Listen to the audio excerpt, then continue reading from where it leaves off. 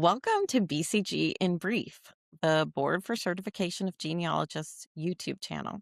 I'm Kelley Lear, and today's episode focuses on lessons learned on the clock with two new BCG associates, myself and Jessica Sheeran.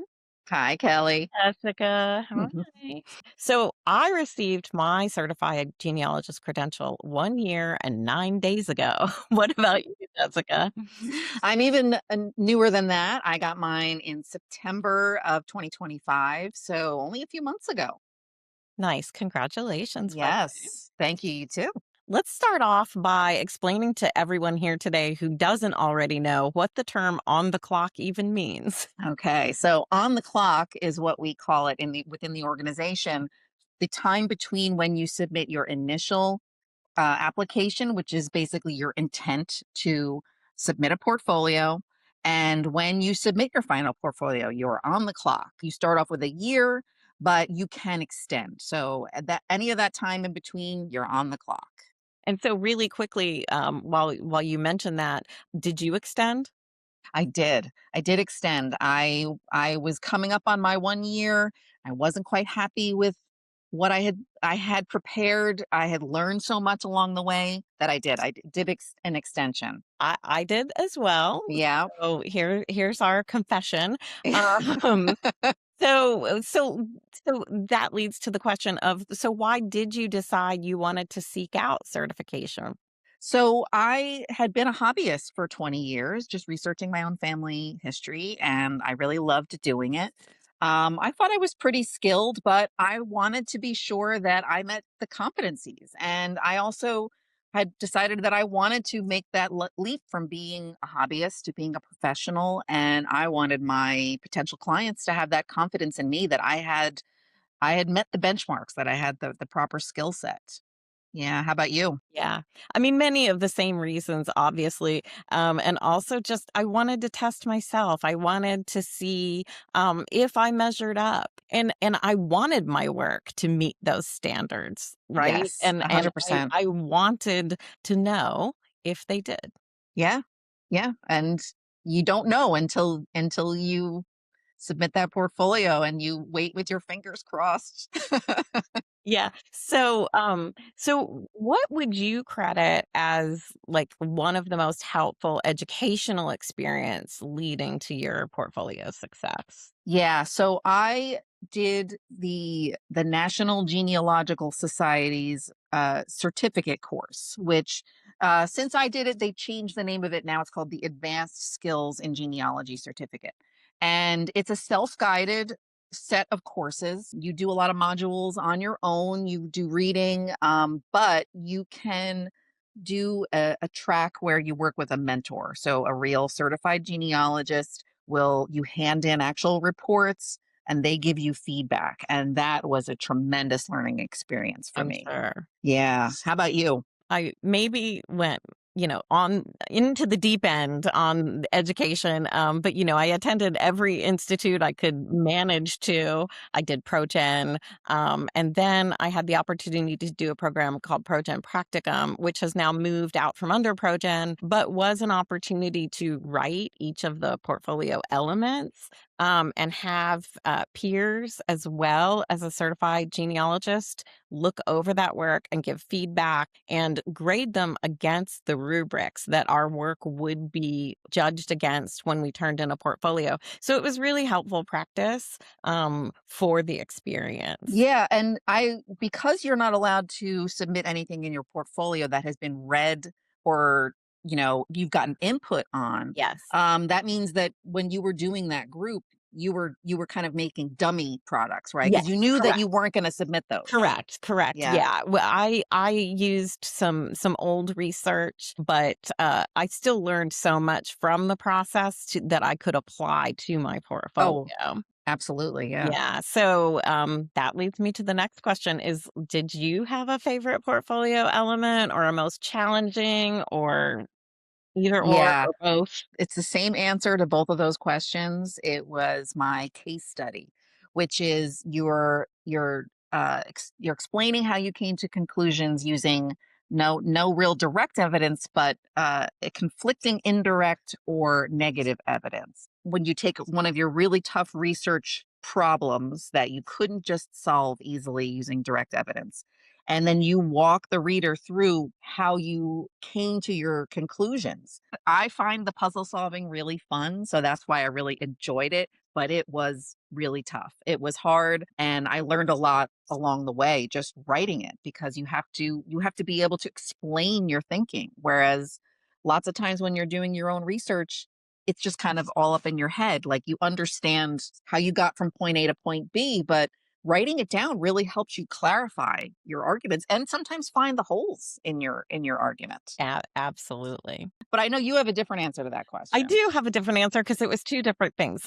So my favorite was my kinship determination. I loved it. I fell in love with the family. It was a family that I had ignored, for a very long time, because they were complicated. I really tried to find a family that wasn't so complicated, but that's kind of turned out to just be impossible. But they threw a lot of obstacles in my way, but I just fell in love with them and the depth of research that I taught myself to do as I was digging in and, coming up against these problems that I had sometimes never encountered. For me, the most challenging was the research report. And it is because no two research reports are the same.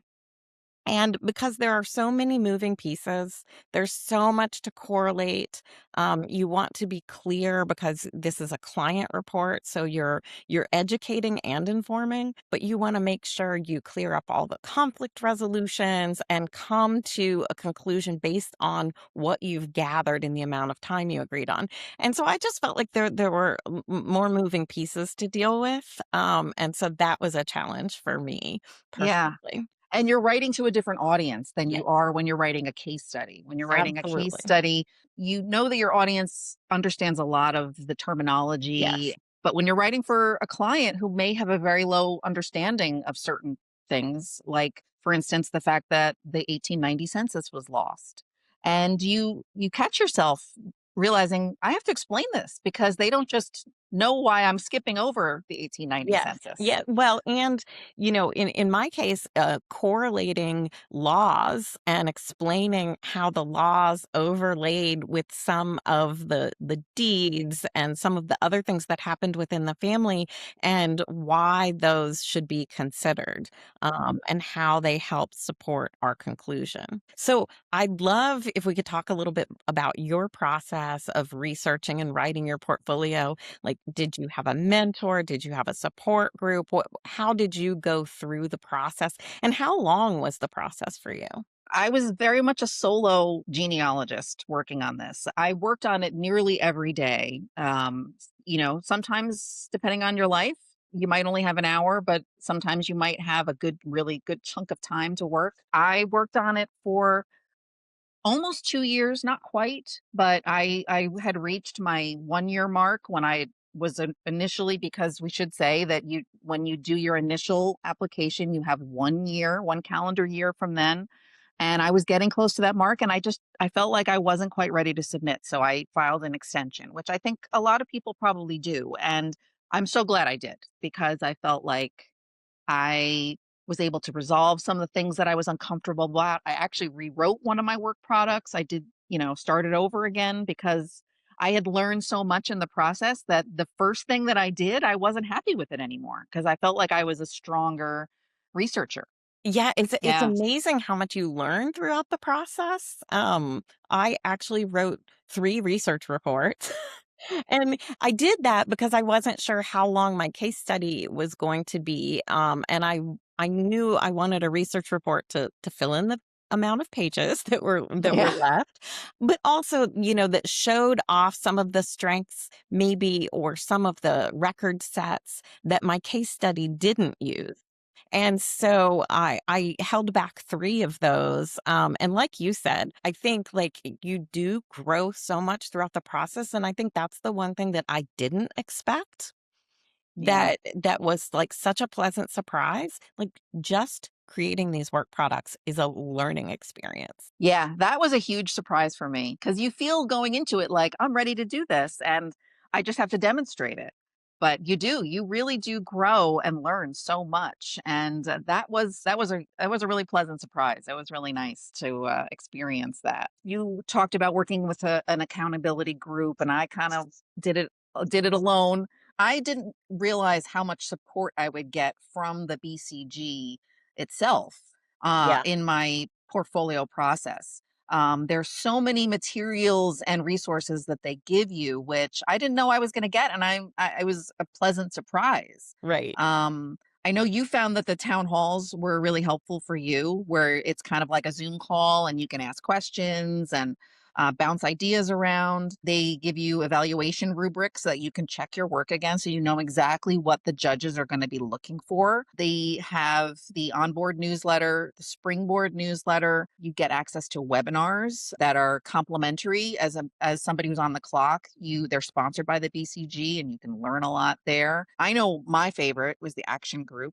Do you want to talk about what the action group is? The action list is a Google group. And once you go on the clock, you get invited into the Google group and you can ask any general question, not anything specific to your portfolio, but general questions. If you have questions about the application guide, if you have questions about the rubrics, you're going to get answers from not just BCG trustees, but BCG associates who have written literally the textbooks that we use Yeah, the rock stars, the genealogy rock as we're stars. learning.